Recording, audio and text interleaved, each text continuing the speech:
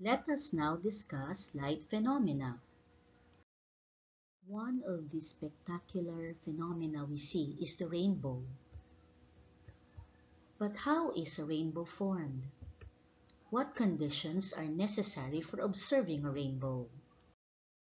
Before we can answer this question, we need to know first the difference between refraction and dispersion of light. Dispersion is a special kind of refraction which provides us colors of light. This phenomenon is observed when white light passes through a prism. When white light enters a prism, the different colors of light bend differently, causing them to separate from each other. But what factors affect the degree of bending of the colors of white light?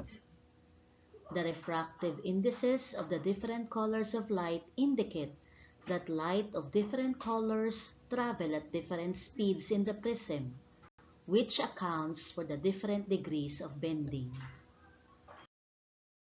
When white light enters the prism, red with the least index of refraction refracts least, appears at the top, while violet with greatest index of refraction refracts most and appears at the bottom.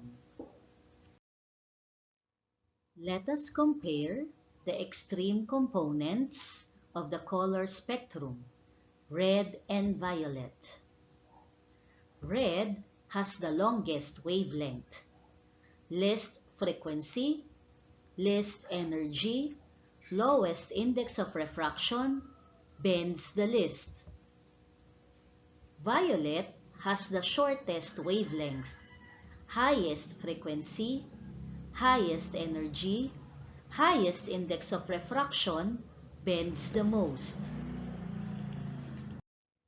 As white light enters the prism, the different colors of light will have different speeds and different degrees of bending, allowing them to separate from each other. A water droplet serves as a prism in the sky.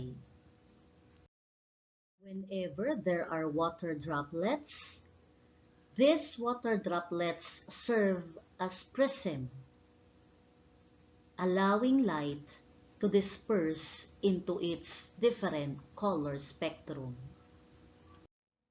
A raindrop or a water droplet disperses the light into colors. When you see the red color at the bottom, you have a primary rainbow. When the colors are reversed and less intense, you have a secondary rainbow.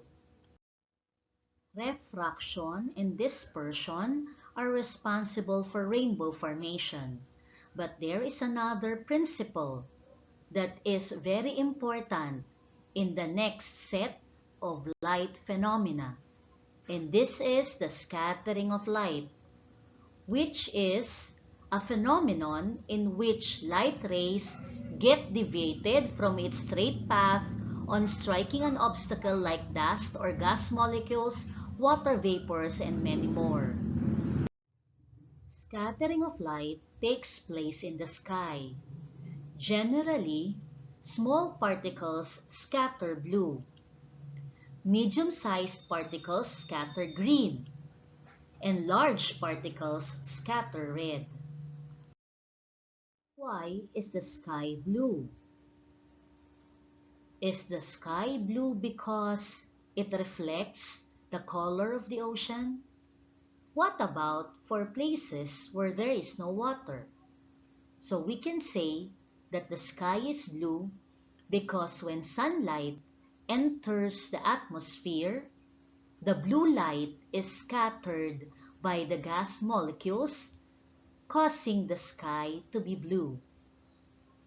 What is the size of the particles in the atmosphere, resulting to the scattering of blue light?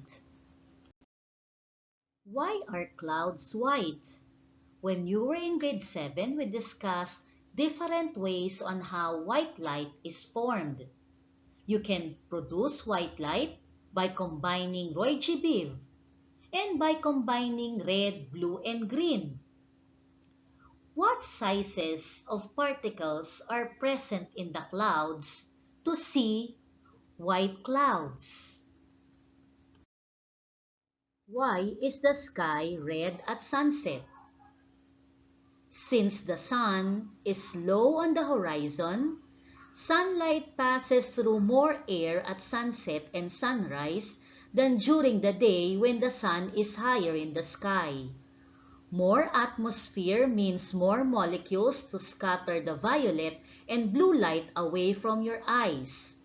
If the path is long enough, all of the blue and violet light scatters out of your line of sight. The other colors continue on their way to your eyes. This is why sunsets are often yellow, orange, and red. Why is the sky dark before a storm? This is because light gets absorbed versus being scattered, which means less light getting through. That is, a cloud gets thicker and denser as it gathers more water droplets and ice crystals. The thicker it gets, the more light it scatters, resulting in less light penetrating all the way through. How are the colors of light related to their energies? To show the relationship between the colors of light and their energies is this map. This map shows the colors of the stars and their corresponding surface temperatures. The higher the temperature, the higher the energy. You will see that red star has the lowest temperature, thus lowest energy, while blue star has the highest surface temperature and highest energy. The people of Alfonso celebrates their Sangyang festival wherein they can walk barefooted on reddish-orange charcoal. How can they do this without getting burned? Why does a newly installed LPG produce a bluish flame? While if the LPG is about to be emptied, the flame becomes reddish or reddish-orange.